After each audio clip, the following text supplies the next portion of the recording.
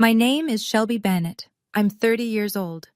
You're not worth the trouble anymore, my father said, standing in the hallway with his arms crossed, while my sister measured my bedroom window for new curtains behind him. I was 18. It was November 14th, 26 degrees outside. I had $42 in my pocket, a 2003 Honda Civic with a cracked heater, and no one to call. I slept in that car for 3 nights straight. Not once did my phone ring. Not my mother, not my sister, not a single soul from the family that raised me. 12 years later, my father found me online. He sent a message expecting a warm reunion. What he got back was a reply that made him sit in his truck and cry for an hour straight. But what broke him wasn't my anger. It was the one piece of evidence I attached. Something his favorite daughter never thought I'd find. I'll get to that reply. But first, you need to understand what kind of family makes a girl sleep in a freezing car and never once checks if she's alive. Before I go on, if this story resonates with you, please take a moment to like and subscribe. But only if you genuinely connect with it. I'd love to know where you're watching from right now and what time it is. Drop it in the comments. Now let me take you back to the fall of 2013, the night everything fell apart. My father, Gerald Bennett, was a United States Marine for 14 years. He ran our house the way he ran his unit, lights out at 10, chores on a rotation chart taped to the refrigerator, and absolutely no backtalk. If you disagreed with him, you were insubordinate. If you raised your voice, you were disrespectful. And if you did both, God help you. My mother, Patricia, was the opposite. Soft-spoken, gentle. The kind of woman who would bake cookies for a neighbor's funeral, but couldn't look her husband in the eye when he was angry. She loved us. I never doubted that. But love without courage is just watching. Then there was Jocelyn, my older sister, 20 years old, the golden child. She had a gift, not for art, not for school, but for knowing exactly what my father wanted to hear and delivering it with a smile. Yes, sir. You're right, Dad. I'll handle it. She was fluent in obedience, and in our house, obedience was currency. Me? I was the loud one, the difficult one, the one who asked why, when everyone else said yes, sir. I wasn't a bad kid. I made honor roll twice. I worked weekends at a sandwich shop, but I talked back, and in Gerald Bennett's home, that was an unforgivable sin. The night of November 14th started with a smell. My father claimed he caught something strange drifting from upstairs. He announced, not asked, announced, that he would be inspecting both bedrooms. I wasn't worried. I had nothing to hide. He started with my room, pulled open the top drawer of my desk, and there it was. A small Ziploc bag with something green inside. I'd never seen it before in my life. He didn't ask me a question, didn't give me a chance to speak. He just pointed at the hallway and said, "Pack your things." I looked past him. Jocelyn stood at the end of the hall. She wasn't surprised. She wasn't upset. She smiled, small, quick, then turned and walked away. I didn't understand that smile. Not then. It would take me 10 years to learn what it meant. I turned to my mother. She was standing in the kitchen doorway, dish towel twisted between her hands, tears already running. "Mom, please, it's not mine." She opened her mouth. Nothing came out. My father's voice cut through the hallway. "Patricia, don't!" She closed her mouth, looked at the floor, and said the words I'll carry for the rest of my life. "Just go, honey. Let him cool down. I'll talk to him." She never talked to him. Not that night, not the next day, not once in 12 years. I went upstairs. My hands were shaking so hard I could barely fold a shirt. I grabbed what I could. Clothes, my wallet, my phone charger, a jacket that wasn't warm enough. I didn't own a suitcase. I used a garbage bag. While I was stuffing jeans into black plastic, Jocelyn appeared in the doorway. She was holding a tape measure. "I'm so sorry this happened, Shell," she said. Her voice was soft, practiced. She even tilted her head like she'd seen people do on television. But her eyes were already scanning the room, the window, the closet, the corner where my bed sat. She was measuring for curtains before I'd finished packing. I dragged my bag down the stairs, across the living room, through the front door. My father stood on the porch, arms folded, jaw locked. He didn't look at me. He looked past me, At the yard, at the dark, at anything that wasn't his 18-year-old daughter leaving with a trash bag in November. As I stepped off the porch, I heard Jocelyn's voice behind me, soft and sweet, threading through the screen door. "I tried to warn you, Dad. She's been like this for months." I sat in the Honda, turned the key. The engine coughed to life. The heater rattled, then blew cold air. Just cold air, 26 degrees, $42. And that was that. The first night, I parked in the Walmart lot on Route 35. I pulled my jacket tight, draped my one spare hoodie across my legs, and sat there with the engine off because I couldn't afford to waste gas on a heater that didn't work. The windshield frosted over within an hour. I could see my breath. I pressed my forehead against the steering wheel and told myself I'd figure it out in the morning. I didn't sleep, not a single minute. The second night, I moved to the lot behind the public library. Quieter, darker. I figured nobody would bother me there. At 3 a.m, a flashlight hit my window. A security guard, older guy, gray mustache, brown uniform. He knocked gently. "You okay, miss?" "Yes, sir." He studied me for a moment, nodded, walked away. That man, a stranger whose name I never learned, was the first person to ask me if I was okay in 48 hours. Not my father, not my mother, not my sister. A man with a flashlight and a $10 an hour badge. The third night was the worst. My fingers went numb around 9 o'clock and didn't come back. I tried calling my father. The number had been blocked. I called my mother. It rang 6 times. No answer. I called Jocelyn. Straight to voicemail. I sat there staring at my phone. 3 contacts. 3 silences. At 11 p.m., I called my best friend, Rachel Hollis. She picked up on the second ring. "Shelby, what's wrong?" I couldn't get the words out. My jaw was shaking too hard. "Stay right there," she said. "Mom's coming." 32 minutes later, headlights swept across the library lot. Diane Hollis stepped out of her minivan and opened my car door. She took one look at me, purple lips, white fingertips, my whole body trembling, and her face changed. She was a registered nurse. She knew exactly what she was seeing, early-stage hypothermia, 3 nights of it. She didn't say, "What happened?" She didn't say, "Let's talk about this." She wrapped a blanket around me, helped me into her passenger seat, and said the only thing that mattered. "You're safe now. That's the only thing that matters tonight." I woke up the next morning in the Hollis's guest bedroom, under a quilt that smelled like lavender fabric softener. For about 4 seconds, I didn't remember. Then it hit, all of it, and I stared at the ceiling while my chest caved in. The smell of oatmeal pulled me downstairs. Diane was at the stove. Rachel sat at the kitchen table, still in pajamas, red-eyed like she'd been up all night. Nobody rushed me. Nobody asked questions. Diane just set a bowl in front of me and sat down across the table. Then she said it. "You deserve a seat at a table where you don't have to fight for a plate." That was the moment. Right there. 11 words from a woman who owed me nothing.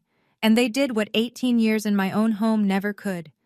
They told me I was allowed to exist without earning it. I cried. Hard. The ugly kind.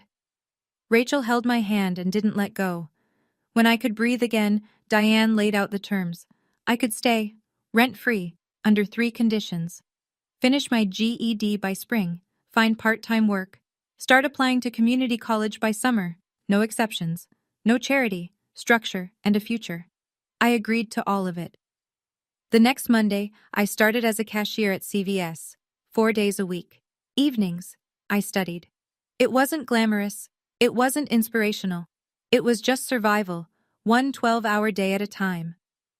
2 weeks after I left home, I sat at the Hollis's kitchen table and wrote my father a letter. By hand. 2 pages. I told him the drugs weren't mine. I told him I loved him. I told him I just wanted to come home. I mailed it on a Tuesday. It came back 4 days later. The envelope was still sealed. Not a single crease, not a single fingerprint on the flap. Across the front, in my father's handwriting, I'd recognize it anywhere, those sharp capital letters from years of military forms. 2 words, return to sender. He didn't open it. He didn't want to know what his 18-year-old daughter had to say. He made his decision and mailed it back like a piece of junk mail. I put that envelope in a shoebox under my bed. I didn't look at it again for a very long time, but I kept it. 12 years, I kept it. Let me tell you what being disowned at 18 actually costs. Not the emotional part, I'll get to that, but the practical dollars and cents paperwork and deadlines part that nobody talks about. My father held the savings account my mother had been depositing into since I was 12. Birthday money, summer job wages, the $200 Grandma sent every Christmas. It wasn't a fortune, maybe $2,800, but it was mine. He never transferred it. I never saw a cent. He removed me from the family health insurance plan within a week. I found out when I tried to fill a prescription for my inhaler, and the pharmacist said my coverage had been terminated. I stood at that counter in my CVS vest in the store where I worked and paid $47 out of pocket for medication I used to get for a $5 copay. I couldn't apply for federal financial aid for 3 weeks because I didn't have a permanent address. By the time Diane's house qualified, I'd missed the early deadline for 2 grant programs. Meanwhile, Jocelyn was thriving. My father paid her tuition at a private art college, the full amount every semester. She converted my bedroom into a studio. New curtains, new shelving, a drafting table where my bed used to be. Gerald posted about it on Facebook. So proud of my artist. 73 likes. My mother's account among them. I saw that post on Rachel's phone. I looked at it for about 10 seconds. My old room, repainted, reorganized, and captioned with pride by the man who threw me out of it. Then I closed the app, clocked into my shift, and didn't mention it again. What I didn't know, not yet, was that Jocelyn was busy building something else. A story. She told aunts, uncles, cousins, and family friends that I had run off with a boyfriend, that I'd chosen the streets.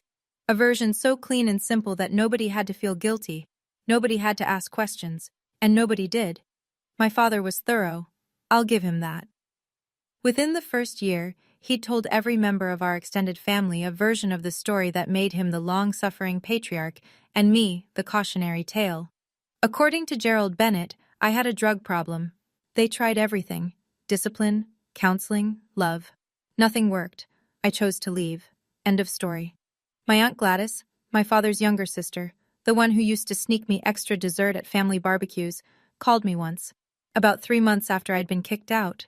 She asked if I was okay, and I started to explain, and she said, "Sweetheart, your daddy told us, you don't have to pretend." I wasn't pretending, but she'd already decided what was true. My mother didn't correct any of it.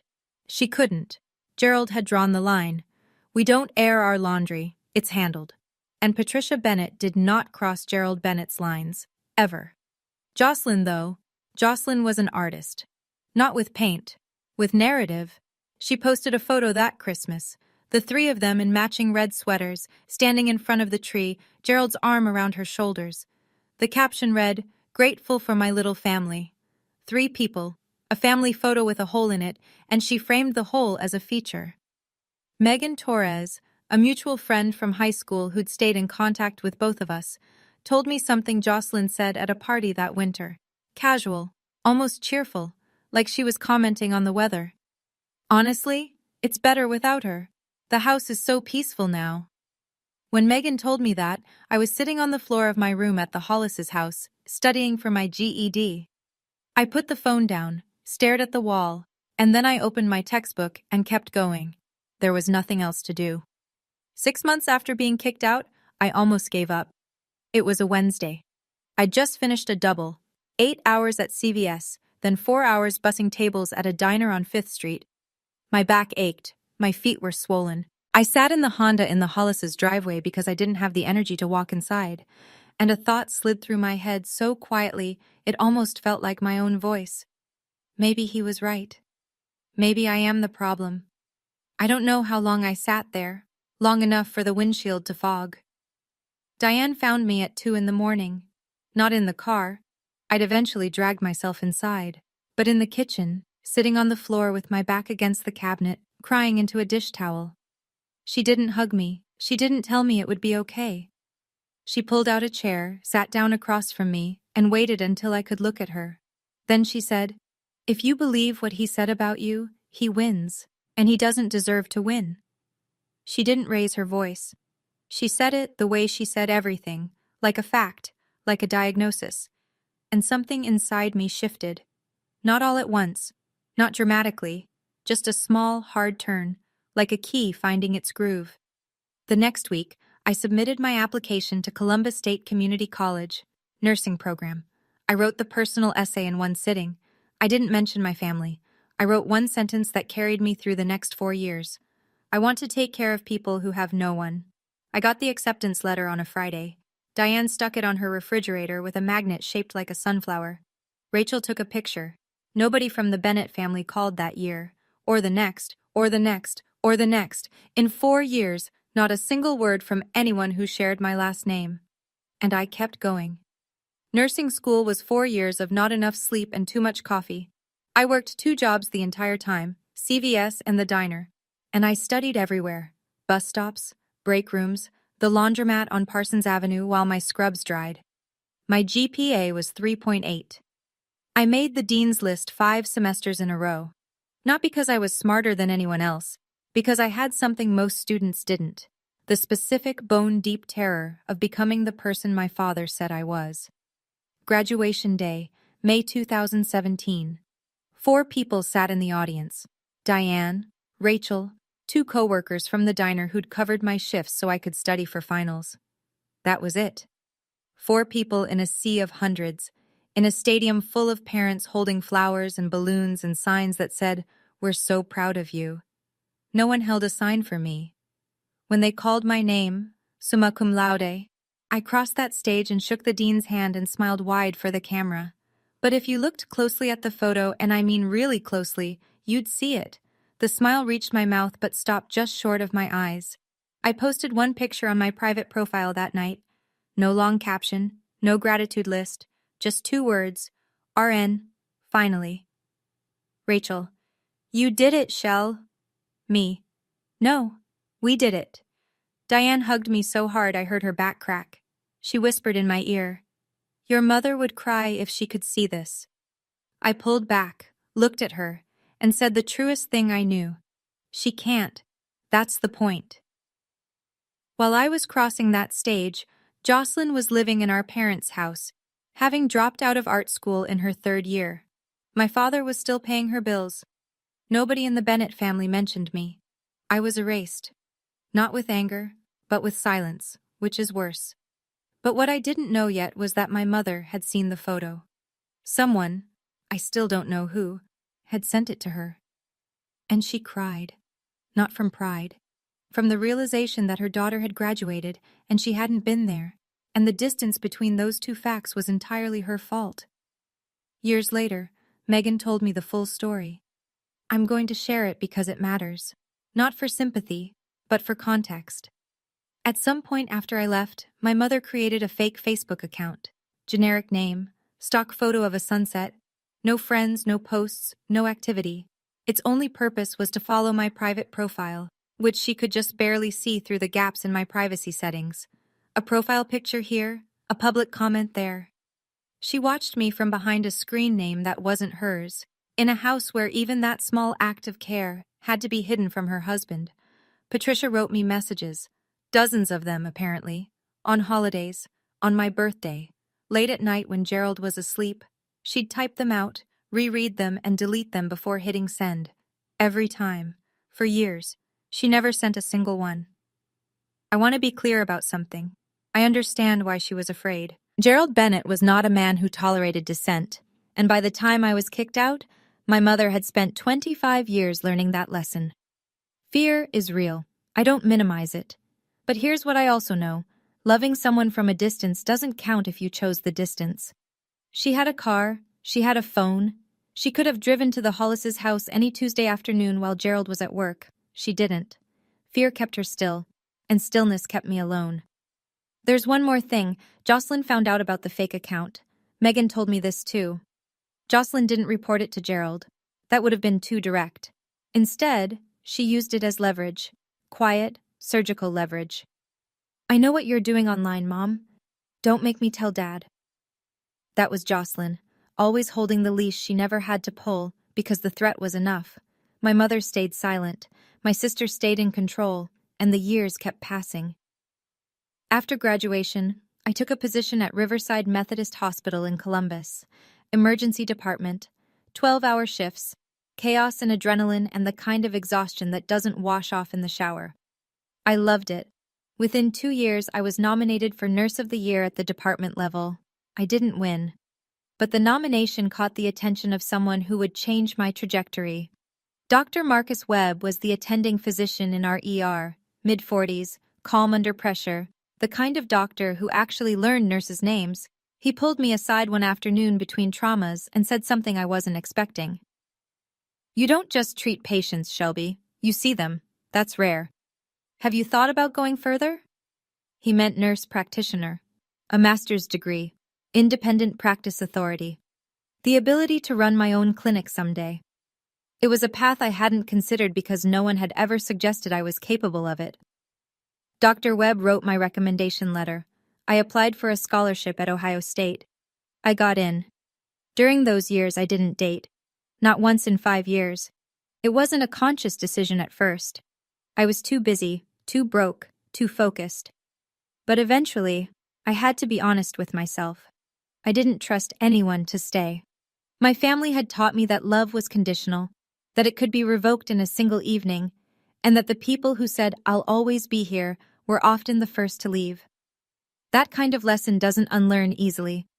I finished my NP in 2021, and almost immediately, an idea took root. One that had been growing quietly since the night Diane Hollis pulled me out of a freezing car. A clinic. Free. For the people nobody else was treating. Specifically, homeless veterans, men and women who served this country and came home to nothing. Men like my father, if he'd been less lucky. I chose that population for a very specific reason. I knew what it felt like to be abandoned by the people who were supposed to protect you. And I never wanted anyone to sit alone with that feeling the way I did. I want to pause here for a second. If you're watching this and you've ever been the family member no one believed, I see you. You're not crazy. You're not too much. You're just honest in a room full of people who aren't. Now, Tio, do you think my father ever questioned whether he made the wrong call that night? Drop your answer in the comments. And if you haven't yet, that subscribe button really does help. Now, back to where we were. It was year 8. I was deep in my NP program, pulling clinical rotations at a family practice on the east side of Columbus. My life had settled into a rhythm, demanding, exhausting, but mine. I had an apartment I paid for, a career I was building, a circle of people who showed up without conditions.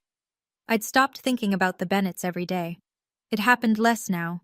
A flicker on my mother's birthday, a dull ache around Thanksgiving, then nothing again for weeks.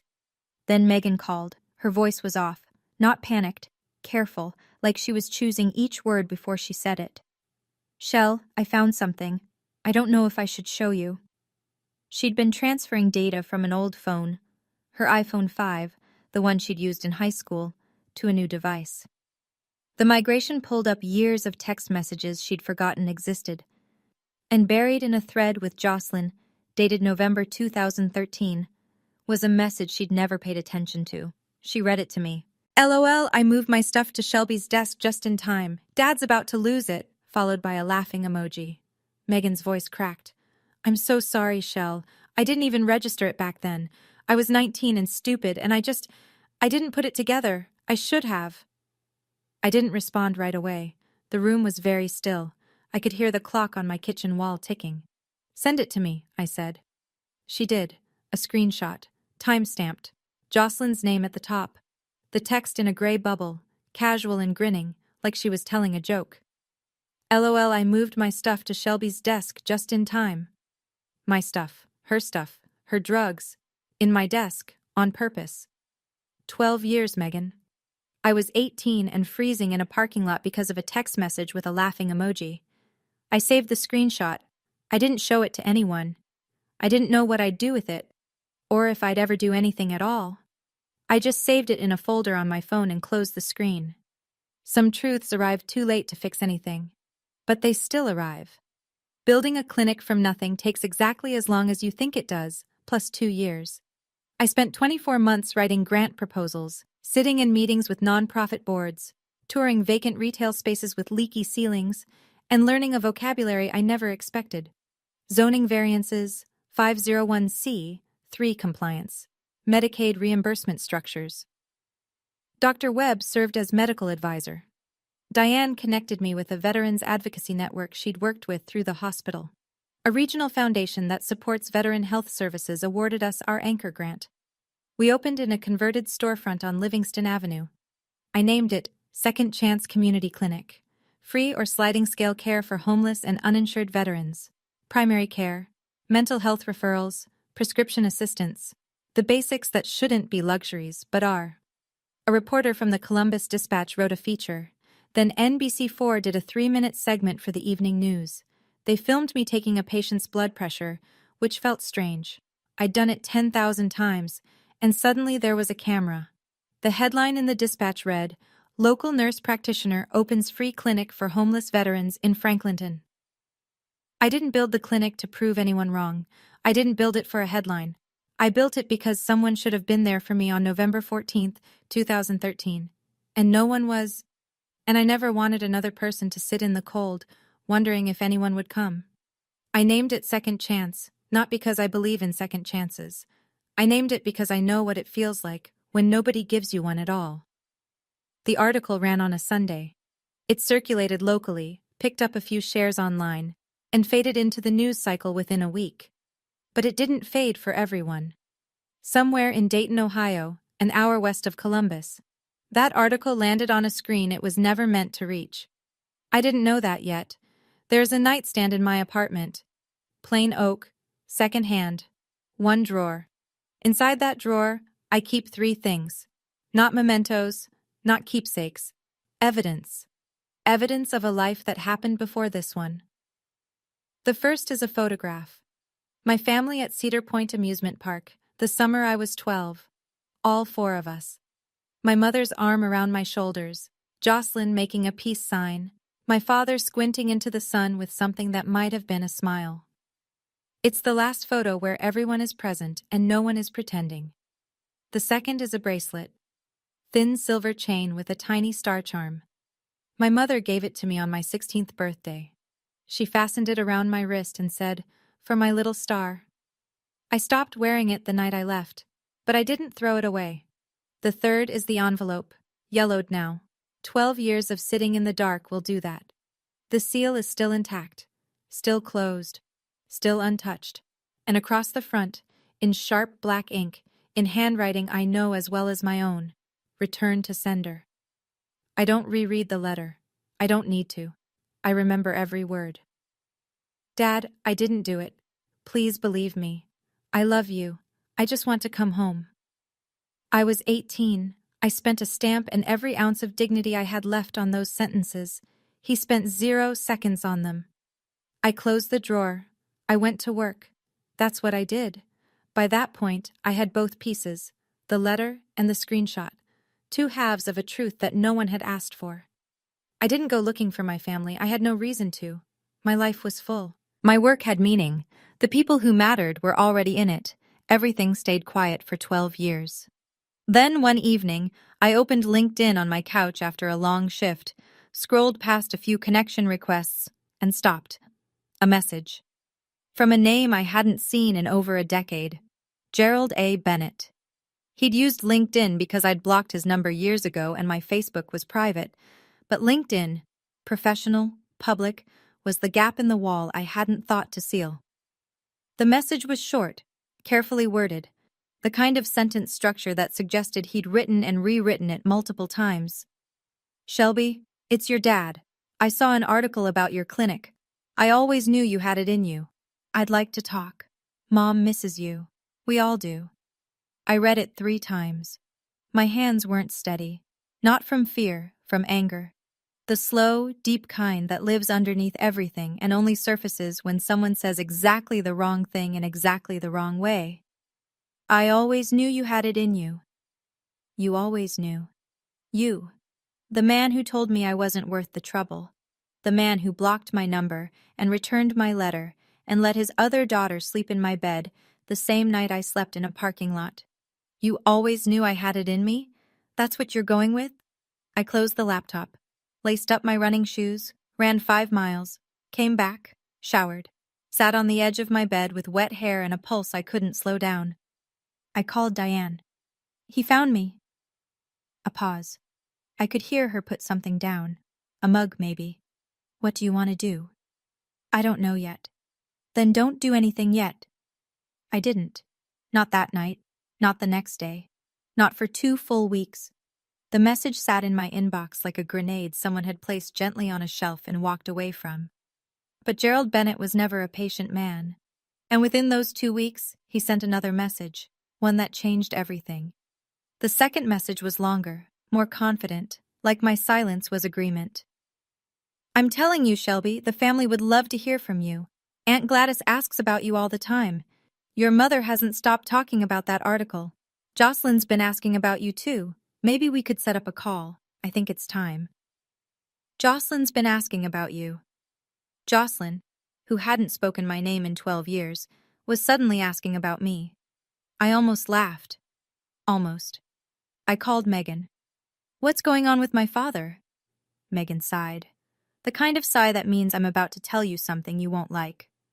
Shell, he's been showing that article to everyone. Like, everyone. He shared it on Facebook. He brought it up at Ron and Gladys's barbecue last month. He's telling people you decided to do things on your own and that the family always supported you from a distance.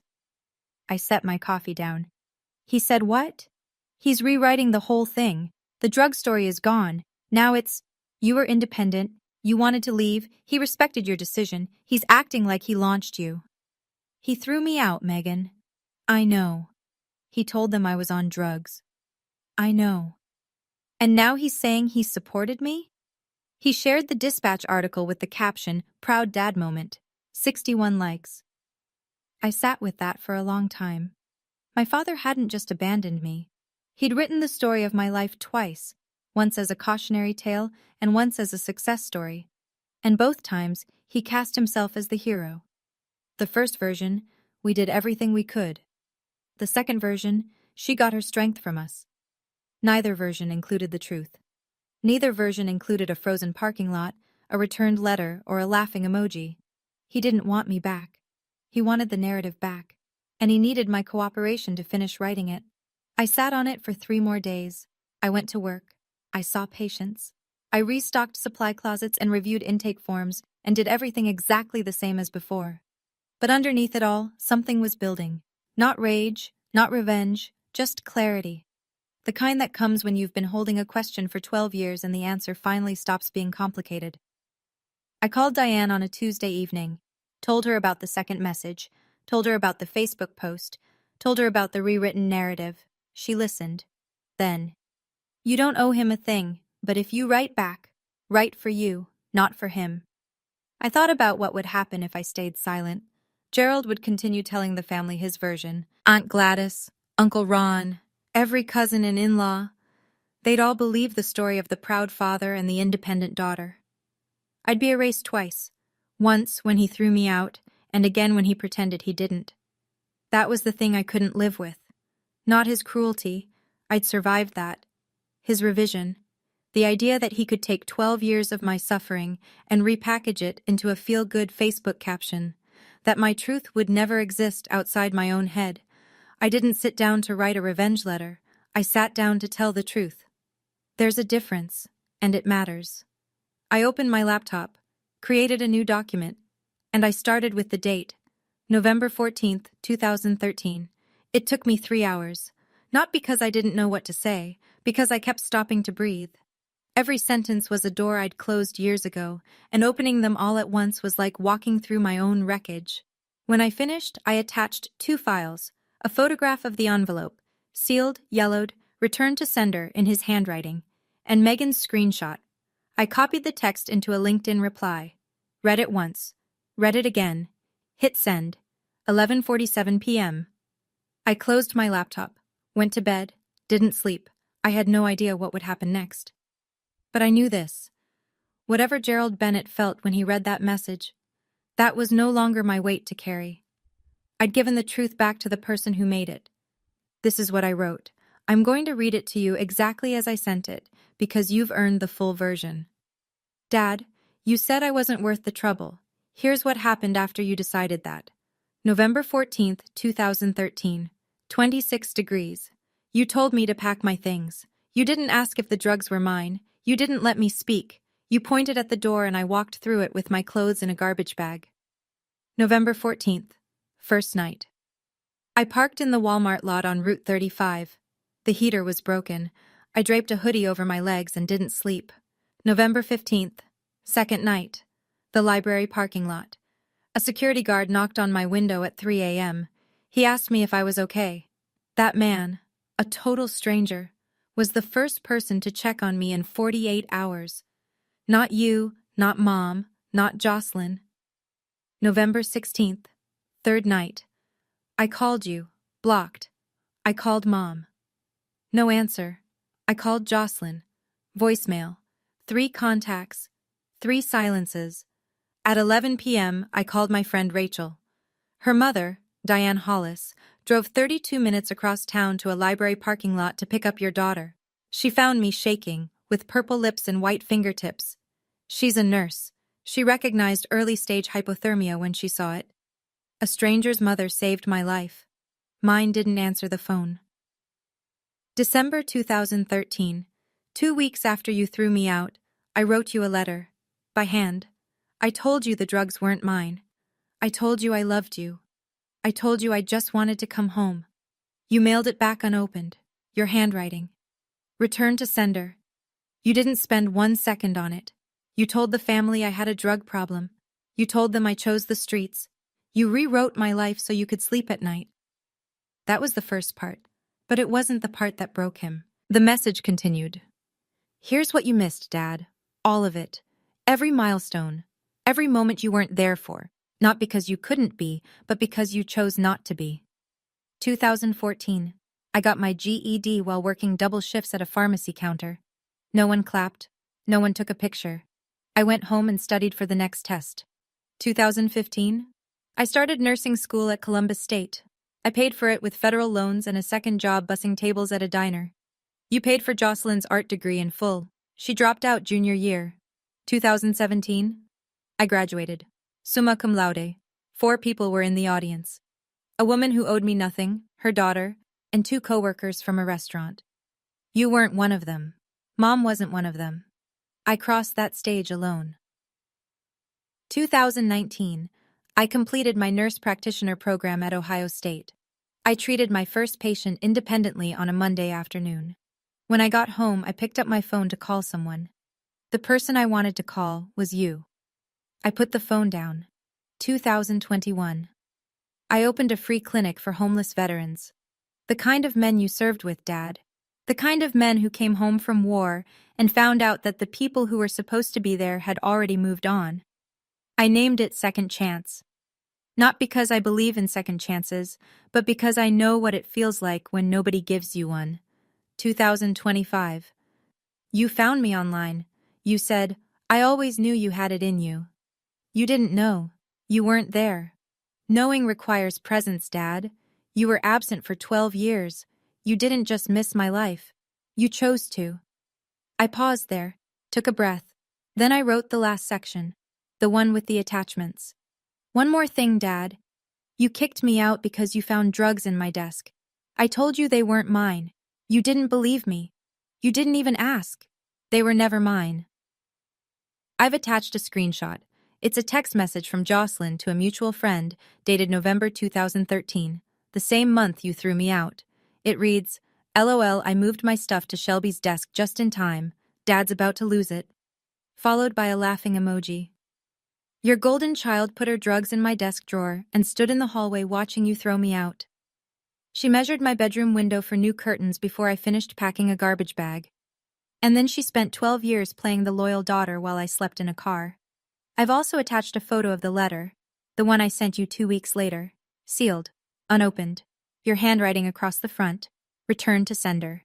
Your 18-year-old daughter wrote, I love you, I just want to come home. And you mailed it back like junk mail. I kept both, not as weapons, as proof that I tried and you didn't. I'm not writing this to hurt you. I'm writing it because you asked to reconnect, and I think you should know what you're reconnecting to. Not the version you told the family, not the proud dad moment you posted on Facebook, the real version. I don't hate you, Dad, but I can't give you the reunion you're looking for.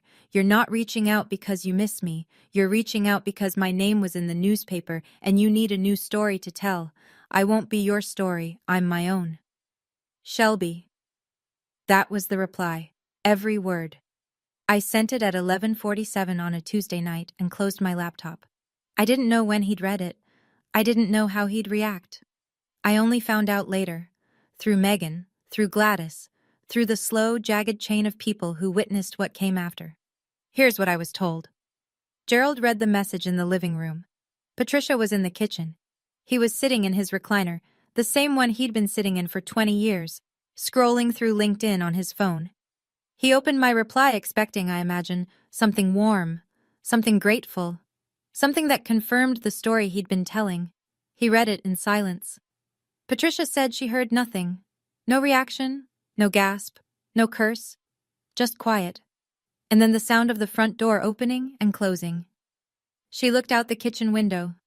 Gerald walked across the yard, opened the driver's door of his truck, a blue Ford F-150, Marine Corps sticker on the rear bumper, and sat behind the wheel. He didn't start the engine. He didn't turn on the lights. He just sat there. Patricia waited 10 minutes, then 20. She put on her coat and walked outside with a glass of water. She tapped on the window. He didn't open the door. Through the glass, she could hear him. He was crying. Not the quiet kind. Not the composed, stoic kind you'd expect from a man who built his identity on discipline and control. The kind that shakes your shoulders. The kind you can't stop. She stood outside that truck for a long time. Eventually, she went back inside. An hour later, a full hour, Gerald walked back through the front door. His eyes were swollen. He didn't say a word. He placed his phone on the kitchen table, opened to my message, and pushed it toward Patricia. Read it. She did. Then she cried too.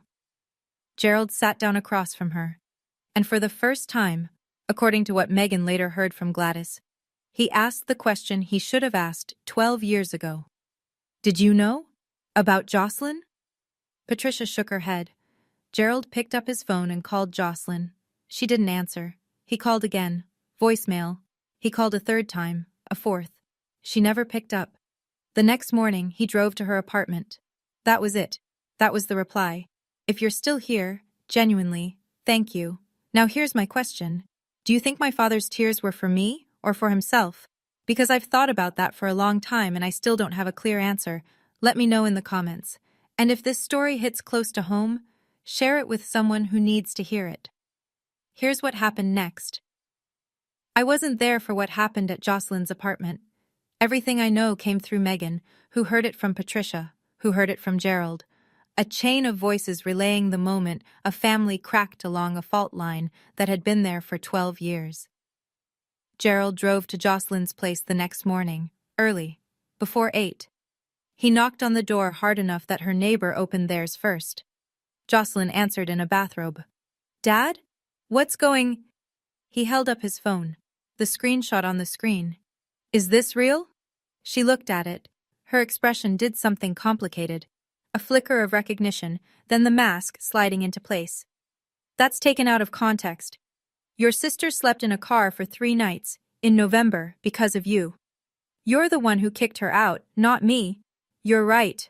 I did, because I believed you. That landed. You could tell, Patricia said, because Jocelyn didn't have a follow-up. For the first time in her life, the script ran out. Gerald didn't yell, he didn't slam anything. His voice, Patricia said, was the quietest she'd ever heard it, and that was somehow worse. Don't call the house for a while. He turned and walked back to his truck, didn't look back. Jocelyn stood in the doorway. I'm told she called Patricia within the hour, sobbing, not apologizing, not explaining, but performing. Dad is attacking me because of Shelby. This is so unfair. I can't believe you're all taking her side. My mother, the woman who had spent 25 years choosing silence, said something she'd never said before. No, He's hurting because of what you did. So am I. And then she hung up.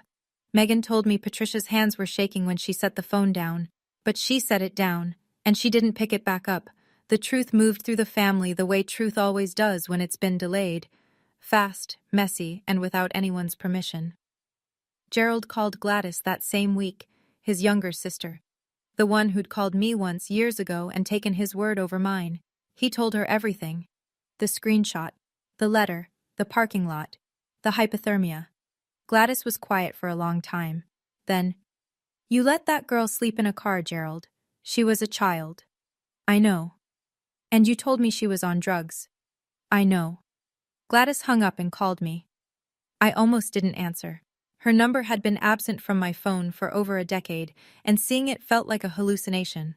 But I picked up. "Sweetheart," her voice was thick. "I'm sorry. I should have checked. I should have asked you directly. I took his word and I shouldn't have." I sat on my couch and stared at the wall across the room. A small crack ran along the baseboard I'd been meaning to fix for months. "You believed what was easier to believe, Aunt Gladys." "Yes, and I'm ashamed of that." I didn't tell her it was okay, because it wasn't. But I didn't hang up either. Uncle Ron cut contact with Jocelyn entirely. No announcement, no drama. He just stopped responding to her messages. One of my younger cousins posted something vague on social media. Blood doesn't mean loyalty. And I knew the ripple had reached the edges. Jocelyn posted her own response on Instagram 3 days later. "Sometimes family is the most toxic thing in your life." No context, no names, just the kind of sentence that sounds deep until you realize it was written by the person who caused the toxicity. Nobody reacted, not a single like, not one comment. And I know this might sound satisfying, the villain getting her comeuppance, but I want to be honest, it didn't feel triumphant. It felt heavy. Watching a family unravel in slow motion isn't a victory. It's just what happens when the truth shows up 12 years late and there's no clean place left to put it. A week after the confrontation with Jocelyn, my father sent me an email. Not through LinkedIn this time, through my clinic's public contact address, the one listed on our website for appointment inquiries and community outreach. He'd found it the way anyone would. He typed it into the general inquiries field like a stranger. "Shelby, I read your message 7 times. I read the letter. The one I sent back. Your mother found a draft copy in your old desk, in the room I let your sister take. I read every word. I can't undo what I did. I'm not going to list excuses because there aren't any that hold up. I was wrong. About all of it. I don't expect you to forgive me, but I needed you to know I hear you now." I read it at my kitchen table after a 10-hour shift, with a bowl of leftover soup going cold in front of me. I didn't respond that night, or the next. It took me 4 days, not because I didn't know what to say, but because I wanted to say it right, without cruelty, without performance, without any door opened wider than I could handle. "Thank you for hearing me. That's more than I got 12 years ago. I'm not going to pretend this is okay. It's not. I don't hate you, but I can't trust you. Not yet, maybe not ever. If you want any kind of relationship with me, it starts with accountability. Not one email, not one apology, years of it. And it starts with Jocelyn admitting what she did. To me, directly. Until then, I need space. Please respect that." 2 weeks of silence, then 3 words. "I understand." The same week, my mother sent her own message. Separate from Gerald, her own words, for the first time in 12 years. "I should have been your mother first, and his wife second. I'll spend the rest of my life trying to earn that back." I read it twice, closed my laptop, and went for a long walk in the dark. 2 months after the reply, the clinic was ready for its official grand opening. We'd been operating quietly for a while, seeing patients, building referral networks, stocking the pharmacy shelves. But this was the formal event. Ribbon cutting, press coverage, community turnout. The kind of day I'd spent 2 years working toward. The guest list wrote itself. Megan, Rachel, Diane, Dr. Webb, colleagues from the hospital, representatives from the Veterans Foundation, a reporter from the Dispatch who'd covered our launch, a crew from NBC4 coming to film, 40-plus veterans we'd already served, some of whom I'd treated personally. I didn't invite my father. I didn't invite my mother. I didn't invite Jocelyn. But Aunt Gladys called the week before. Can I come?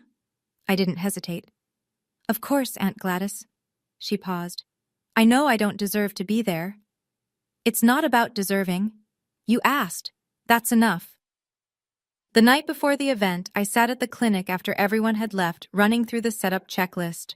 Chairs in rows, podium by the entrance, banner hung straight. Diane had helped me write the speech. I'd been practicing it in my car all week, which is exactly as glamorous as it sounds. She called me that evening. How are you feeling? Nervous? About the speech? About all of it. She was quiet for a moment. Tell them why you built it. That's enough. I slept 3 hours that night, woke up at 5, put on the white blouse I'd bought for the occasion, nothing fancy, just clean and pressed, draped my stethoscope around my neck because it felt right, and drove to the clinic at dawn. When I pulled into the lot at 7 a.m. to run final checks, there were no other cars yet. The sun was just coming over the rooftops on Livingston Avenue. The banner rippled in a light breeze. Then, at 8:15, I glanced at the far end of the parking lot. A truck, blue, Ford F-150, Marine Corps sticker on the rear bumper. My hands stopped moving. He was already here. I didn't go to the truck. I went inside and finished setting up. By 10 o'clock, the lot was full. Veterans in worn jackets standing next to reporters with press badges, social workers I'd partnered with, local officials from the city councilwoman's office, Rachel in a sundress, holding a bouquet she'd brought without telling me, Diane in her best cardigan, eyes already glistening, and we hadn't even started. Dr. Webb spoke first, brief, measured. He talked about the gap in veteran health care and how one person's stubbornness, he looked at me when he said it and the crowd laughed, could move mountains. Then Diane cut the ribbon. Her hands trembled on the scissors, and when the red fabric fell, she pressed her fingers to her lips and turned away for a moment. Then it was me. I stepped up to the microphone. 40-something faces. Some of them had slept outside last week. Some of them were here because this clinic was the first place that hadn't asked them to prove they deserved help. 12 years ago, I said, I slept in a car with no one to call. Today, I stand here to make sure no one in this room ever feels that alone again. I took a breath. This clinic isn't about second chances for me. It's about first chances for the people this country forgot. I didn't mention the Bennetts. Not one word, not one hint. This day wasn't about them. The crowd clapped. Diane was full on crying. Gladys stood in the second row, clutching her purse, tears streaming down her face. And through the crowd, past the reporters and the veterans and the folding chairs, I saw him. Gerald. Standing at the edge of the parking lot, baseball cap pulled low, hands in his jacket pockets, not moving closer. Our eyes met, just for a second, across 40 feet of concrete and 12 years of silence. I didn't walk to him. I didn't wave. I didn't look away. I nodded. Once. Small. He nodded back. Then he stood there for another few minutes while the crowd filed inside for the tour, and then he got in his truck, started the engine, and drove away. After the tour, after the photos, after the last handshake and the last thank you, the clinic emptied out. Rachel left with a hug that lasted 30 seconds. Dr. Webb shook my hand and said, "You did good, kid," which coming from him was the equivalent of a standing ovation. Megan texted me a row of heart emojis and a voice note that was just her crying. Gladys held my face in both her hands before she left. "You come to my house for Christmas. You hear me? I'm making the pecan pie and nobody says no to my pecan pie." I laughed, genuinely laughed, for the first time all day. Then it was just me and Diane. We sat on the metal bench outside the front entrance. The banner was still up. A few stray programs fluttered on the ground. The sun was going down behind the strip mall across the street, and the light turned everything amber. "He came," I said. "He did. I don't know what to do with that." Diane didn't answer right away. She folded her hands in her lap, the same hands that had wrapped a blanket around me in a library parking lot 12 years ago. "You don't have to do anything with it," she said. "It's his to carry now." And sitting there in the fading light, I understood something I hadn't before. For 12 years, I'd carried the truth like a weight strapped to my back. The letter, the screenshot, the parking lots, the silence, all of it. The reply wasn't revenge. It was me handing the weight back to the person who created it. Here. This is yours. I'm done holding it for you. For the first time in 12 years, I felt light. Not because my father cried in his truck, not because Jocelyn was exposed, not because the family finally knew, because I no longer carried the truth alone. When I got home that night, the volunteers had left a card on my desk, 43 signatures, veterans, staff, friends. Inside, someone had written, "You gave us a place to belong." On the reception table, there was an envelope. No name. Inside, $500 in cash and a slip of paper. For the clinic. G. I put it in the donation box. No exceptions. No special treatment. Just another contribution to a place that existed because someone, once, decided a girl in a parking lot wasn't worth the trouble. I'm not going to stand here and tell you what to learn from my story. I don't think it's my place to give you a lesson. But I can tell you what I learned from living it. I don't tell this story so you'll hate my father. Gerald Bennett was a man driven by fear. He lost a brother-in-arms to addiction after the Gulf War, watched a man he trusted destroy himself, one fix at a time. That fear burrowed into him and never left. When he smelled something in the house and found a bag in his daughter's desk, every alarm in his body went off at once. He wasn't thinking. He was reacting to a ghost from 30 years ago. He was wrong.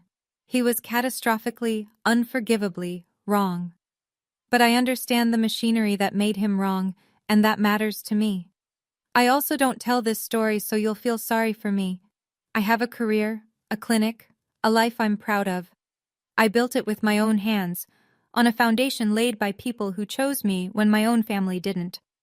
That's not tragedy. That's resilience. What I want you to take, if anything, is this. You have the right to set a boundary without writing a 5-page justification for it. You have the right to say this is not okay, even when everyone around you has agreed to pretend it is. And you have the right to refuse a reunion that's designed to benefit the people who hurt you, not the person who was hurt. Forgiveness is a door. I get to decide when, and if, I open it. And nobody, no matter how much they cry, no matter how many emails they send, gets to knock it down. That's not bitterness. That's just knowing where I end and they begin. It's been a little over a year since I sent that reply. The clinic is doing well. We serve over 200 veterans a month now. We've added a part-time therapist and a benefits navigator who helps guys file their VA claims. Last quarter, we got a grant to extend our hours on Saturdays. It's not glamorous work. Most days, it's blood pressure checks and medication refills and long conversations with people who just need someone to sit with them for 10 minutes. But it's the most important thing I've ever done. I'm seeing someone. His name is Kyle. He's a firefighter. We met at a community health fair. He was manning the fire safety booth next to our clinic's table, and we argued about whether CPR dummies are creepy. He's kind and steady, and he doesn't try to fix me. When I told him this whole story, he didn't say, "You should forgive them." He said, "What do you need?" And I knew. My father emails once a month. Short messages. Never pushing. Sometimes it's a question about the clinic, sometimes it's just thinking of you. I respond to about half of them. We haven't seen each other since the grand opening. Our relationship, if you can call it that, is like two strangers trying to remember a language they used to share. Awkward, careful, uncertain. My mother and I meet every couple of months, always at a cafe, never at the Bennett house. She started seeing a therapist, her first time at 62. We talk about small things. We're not ready for the big ones yet. Jocelyn hasn't apologized, hasn't reached out, hasn't acknowledged anything. I don't wait for it. Some people never arrive at the truth, no matter how clearly you lay it out for them. Diane is still my family. She always will be. She hates the phrase second mom, and every time I use it she says, "I'm not your second anything, I'm just someone who answered the phone." But she smiles when she says it, and so do I. One more thing. A few months ago, I found out that my mother, using her old fake Facebook account, the one Jocelyn used to hold over her, had submitted an anonymous nomination for the Ohio Nurse of the Year award. She'd typed up a letter about my work, my clinic, my patients. She submitted it under a name I didn't recognize. I didn't win. But I read the nomination form after a colleague forwarded it, and I recognized her voice in every sentence. Tentative, careful, full of love she still didn't know how to deliver in person. She's trying, in the only way she knows how. It's not enough. But I see it. I still have the Honda, the 2003 Civic with the cracked heater. It hasn't run in years. The battery's dead. The tires are flat. There's a permanent fog on the inside of the windshield that I don't think will ever come off. It sits in the back lot behind the clinic, tucked between a dumpster and the fence, and every single person on my staff has asked me at least once why I don't just junk it. I keep it because I need it there. On the hard days, and there are still hard days, even now. I walk around back, and I put my hand on the hood, and I stand there for a minute. The metal is cold or warm depending on the season, and either way, it brings me right back. To the girl in the Walmart lot, to the hoodie draped over her legs, to the frost on the windshield, and the silence on her phone, and the 26 degrees that almost took her. She was 18, she was terrified, and she was completely, totally alone. She deserved to be saved, and because no one came, she saved herself. If you're in that car right now, literally or otherwise, I want you to know something. You don't need anyone to open the door for you. You just need to find the person who will say, "You're safe now." And if you can't find that person yet, then be that person for yourself. Because you can. I know you can. I'm proof. My father told me I wasn't worth the trouble. 12 years later, 200 veterans a month walk through my doors because someone decided they were. My name is Shelby Bennett. I'm 30 years old, and I was always worth the trouble. Thank you for staying until the end. That means more than you know. If this story reminded you of your own, or someone you love, please share this video. It might reach the person who needs it tonight. I'd love to hear from you. What would you have written in that reply? Drop it in the comments. I read every single one. And there's another story in the description that I think you'll connect with. Click it before you go. And remember, you're always worth the trouble.